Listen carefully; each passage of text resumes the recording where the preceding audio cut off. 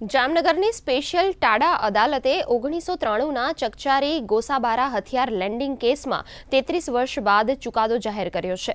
અદાલતે પોરબંદર હથિયાર લેન્ડિંગ કેસમાં 12 દોષિત અને દાઉદ ઇબ્રાહિમને ભાગેડુ જાહેર કર્યો છે। તપાસ દરમિયાન ખુલાસો થયો હતો કે આ સમગ્ર કાવતરું દાઉદ ઇબ્રાહિમ અને તેની ગેંગ દ્વારા કરવામાં આવ્યું હતું। આ તમામ આરોપીઓ પર હથિયારોના લેન્ડિંગ, સંગ્રહ અને વિતરણમાં સક્રિય ભૂમિકા ભજવી હોવાના આરોપમાં અદાલતે પુરાવા અને સાક્ષીઓના આધારે તેમને દોષિત ગણાવ્યા છે।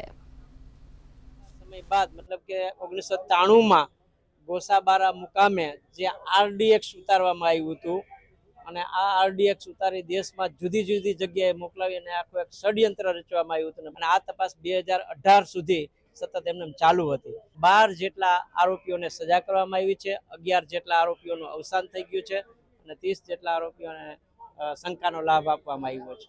એમ કરીને કુલ 45 જેટલા આરોપીઓ હતા। એમનો આજરોજ ચુકાદો જાહેર કરવામાં આવ્યો છે। સમગ્ર કેસમાં હથિયાર ધારા એક્ટ મુજબની અને ટાડા મુજબ અને એક્ટ મુજબ 10 આરોપીઓને 5-5 વર્ષની સજા, 5-5 હજાર રૂપિયાનો દંડ તેમજ 2 આરોપીઓને 7 વર્ષની સજા અને 8,000 રૂપિયાનો દંડ એ રીતે નામદાર ચુકાદો કોર્ટે જાહેર કર્યો છે, ડેઝિગ્નેશન કોર્ટે।